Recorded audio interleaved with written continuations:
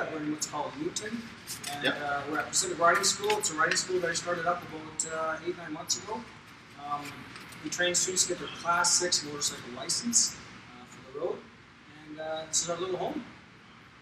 And what do you do for Suzuki? Suzuki Canada, I road race. My road race is a G6R 600. I race it in 600 Super Sport and Open Super Bike. Because of the racetrack that we race at is really small, these bikes actually I hold a lot better on a 600. There's been 1,000. Can't quite use the power. It's too much power for such a small track. So I just struck a deal with Suzuki Canada a year and a half ago, Yep. and they give me a salary and 4 bikes to use. So I use this one as my primary one. We got secondary motors, like A motors and B motors. One's built like a bomb, ready to explode. The other one's not so much. And then I take all the pieces off the bikes in case I crash. I can replace a handlebar and all. What was it that got you hooked on motorcycles? You know what? To be honest with you, it was the girls. Yeah? You know, because you see a guy on a bike and that's pretty cool. And then you see the girl in the back. And you know how you see with the listening packet in the ass or whatever it might be in the back, you're like, wow, man, is that how I get one of those? So I went and got myself a sport bike. Never got the girl, but got the sport bike. And I think it's like anybody, once you start riding, I mean, you ride bikes yourself. Once you start riding, it's like something comes over you like, man, I gotta have this. And I gotta do it. How would you describe riding a motorcycle? You know, it's like, to me, and I think to most of the people, it's like therapy. If you've had a rough day, no matter what's going on in your life, if you get on your bike and you go for that ride, it's like the whole world disappears. Whatever stress you have leaves you. Total therapy. Once you get back from your ride, you're like, all right, what's the world got for me now? It's a therapy thing. That's what I find. I went for a road ride last year and found this place called Roslyn. Well, Roslyn, BC, it's like almost at Hope when you turn left. I'm like, I didn't know this place existed, and there's a 1920s town there. It's like, wow, you know. So it's like kind of makes you have the bigger picture of life. Like, hey, man, my job, money, it's not all about that. It's all about something else, and that's what everybody's figuring out on the motorcycles. So you still ride on the road then, not just on the track? Yeah, not too often. Yeah. And once I'm into the racetrack, if you crashes, I'm like, wow, this could really hurt on the street. There's 2 things that kills us as road racers. 1, getting run over by another motorcyclist. 2, hitting a wall. And on the road, there's just too much to hit, so I tend to tone it down. I go on the road 4 or 5 times a year for me personally, aside from doing it. Okay. How'd you get started in racing? Racing, actually, I started racing a little bike called a YSR 50. It's made by Yamaha back in the late 80s. I went to a place called a little go-kart track out in Tawasin called F440. And I heard about these little bikes racing out there, and this is the 2. I walk out there with me and my buddy, we're looking at it. These guys got these little bikes with mag wheels on and pipes, like they're dropping 2-3 G's. I said to my friend, like, look at these geeks, man, like, go buy a real bike. Because of course I had one. I'm telling you, 3 months later, I had the bike, I had the pipes, I had the mags, I was the big geek too. It was so much fun once I tried it. And what I learned from it, the speeds are much lower, maybe 80 kilometers tops. The height of the bike is very low. So when you crash, your speed is low and your height is not very much. So it never hurt. Everything I learned from YSR racing transferred right up to the big bikes. I competed for 96 and 97, 2 years on the minis. That was my first taste of racing. Then in 1998, the dealership I worked for said to me, hey, take the G6R 750 out and go racing for us. We want to see you. And I was scared shitless. I mean, I'm going from a 9 horsepower bike up to a 140 horsepower bike. And I said to the dealer, I'm like, are you sure? He said, yeah, just go for fun. Well, my first race, I ended up winning. Everything I learned on the YSR completely transferred up to the big bike. It's got 2 wheels, it's got tires. If it slid on the little bike, and I learned to control it. So that was my training ground. I actually bought my professional road racing license for $50 cash under the table. I never took a training course in hand. And I went to the president, I'm like, hey man, here's $50. He's like, here's your license. So there, that's how I got it. Wow. Yeah. Won't mention who that was. But that's a true story, honestly, God. Why do you race? For me, it's like an adrenaline. When I get out on that racetrack, it's like, it's a guy that we all know. And what I call him, me and Joe Black. He looks us in the face. Sometimes you get in that tub, you're going to slip. We all heard the cliches, right? Slip in the tub and die. Go on our bikes, go on the course, go up in the plane. Me and Joe Black's always looming. When you go to the racetrack, you can see him every corner you go into. And the thrill of looking him in the face and saying, show me what you got. I'll show you what I got. And then when you finish the race, it's like, before I go to the race, I have diarrhea, my stomach gets all upturned, because I know I'm about to go out there is once I put the helmet on and go on that racetrack, everything leaves me. My anxiety, everything. Then this mean, aggressive, ruthless person comes out. It's like you put the helmet on, it's like, beep, off you go. And you know that you'll do whatever it takes, and you risk your life out there. Before that, you don't want to risk your life. When you get out there, I'll do whatever it takes. And I've even said that in my helmet. I don't care if I die, I'm going to pass this son of a bitch. And that's what scares me and at the same time intrigues me into it. Adrenaline. How does it feel to be on the track when you're neck and neck with someone, for example? It's a very difficult thing to describe. When myself and the other racer are going back and forth, we just did this about 3 weeks ago. The whole world disappears, the track disappears, everything disappears except for myself and that bike in front of me. How can I get by that guy? Where is he weak? It's like a game of chess is how it is. If this guy's weak here, you know where I'm going. I'm going to nail him there. He's weak in that corner. Oh, he's pretty strong there. Well, I'll just try to stay with him. Every time I see his weak place, that's when I'm going for the throw.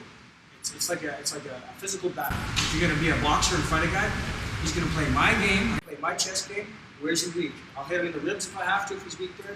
It's like that. It's like going for the throat. Kind of like maybe the wild animals, how they hunt each other down, stuff like that. It's a real chess game out there. What are the advantages to being on the track versus the street? The advantages to the racetrack, once a person's been on the racetrack, most of them, I'm going to say half of them, don't return to the street. The racetrack is a road. It's a controlled road with no gravel, no cars, no pedestrians, no cops. And guess what? Everybody's going the same direction. Everybody has the same rules to abide by. If they don't abide by the rules, they're not there. So it's a controlled environment. And all there is yourself and the racetrack. What most people find, if they're on the road, they think fast is fast. I was on the road before I went to the racetrack. I was like one of the fastest street riders that there was. Through the pack of like 20 of us. I was the man. I got on the racetrack, I got my ass whooped when I went on the little YSRs. I thought I was fast. Completely wrong. But the advantages are, it's a safe, controlled environment. There's only one person I got to worry about, and that's me, not anybody else. What was your first motorcycle accident like? My first motorcycle accident was back, I guess it was about 24, 25, a couple years after I got my first bike. And I was working in a place called Richmond Motorsports. So it was their bike, not my bike. I mean, I never crashed my own bike. So I crashed their bike, and what I was doing, and this is what we call a little Johnny syndrome. I had the ego. I wasn't a punk. So I pull up to a light. My cousin's in his car behind me with his 3 kids, unfortunately, and his wife.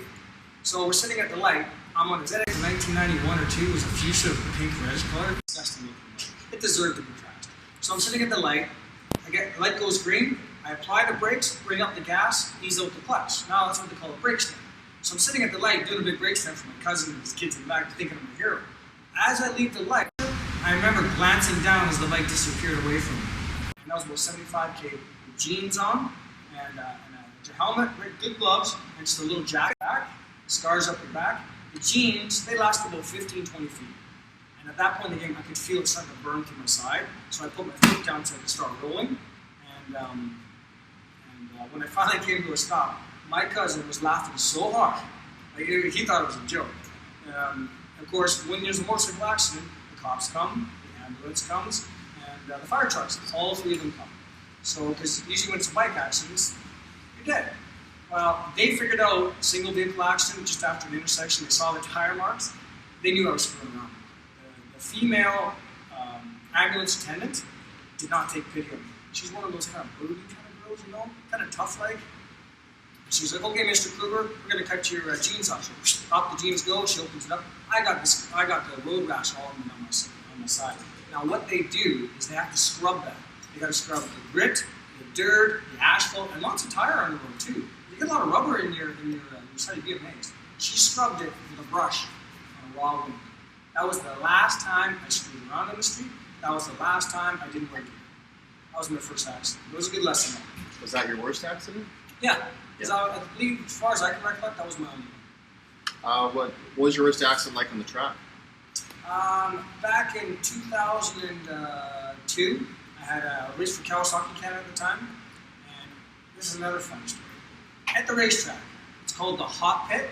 As you come out of the pits, you come up a lane that eventually merges onto the racetrack. Now in that area, there's no wheelies, no speeding, blah, blah, blah. It's like a controlled area. Well, of course, me being the dipstick that I am, I come onto that, a couple buddies went on the fence, I pulled a big wheelie for him. Yee-haw! And it's all good. Drop it down, I go do my warm-up lap, I grid for the race, they pull me to the back. Well, I should have been second. I wasn't pole, but just off pole. Excuse me. And they put me to the back of the pack. And I didn't know why, but I was pissed. So as soon as they dropped the green flag, I launched to the front. I get all the way up to probably third place out of 35 guys. The next corner, I take another place. The next corner, I take another place. Now there's one guy in front of me, and the number one plate holder's behind me. So as we come into this corner, I'm like, man, I gotta nail this guy. If I don't nail this guy and get him between me and the number one plate holder, I'm gonna lose, because this guy had a better bike than me. As I get into the corner, I picked the wrong gear, and it didn't end up out-braking the guy. As that guy came out, he started getting away from me, because it was in the wrong gear. So as I'm accelerating, I chop the gas, pull in the clutch, put it in the first gear. I'm already doing 9,000 or 10,000 RPM. Drop the clutch and hit the gas. Well, as soon as I did that, the bike tacks right out. It's adrenaline and aggression. The bike spun up so hard, it came around sideways, threw it up. They saw it from the stands. They said it was about 12 to 15 feet in the air. I compressed my spine by 10%, broke my heel, fractured a couple of ribs.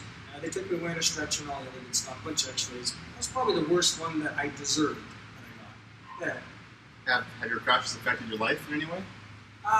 Yeah, I mean, whenever you crash, it's like my doctor loves me, because he's a general practitioner. He deals with old people all day long.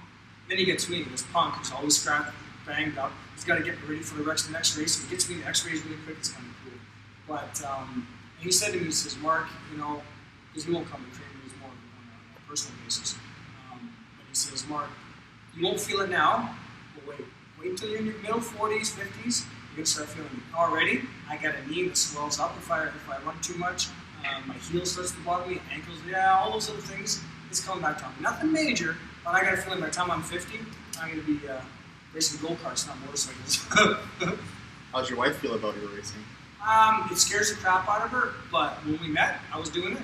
Yep. Still doing it now. After we had kids, she's like, but I'm like, hey, you know what? You only live once.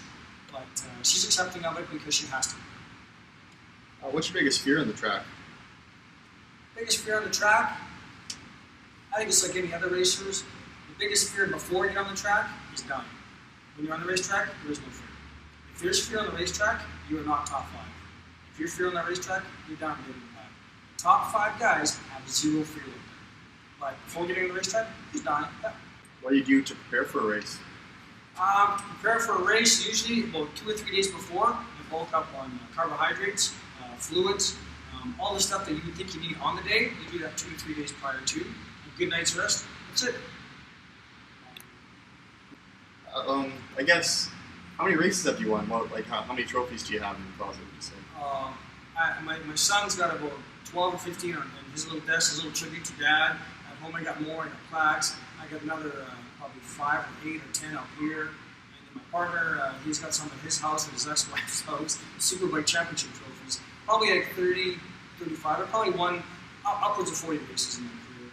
6 Superbike titles for British Columbia.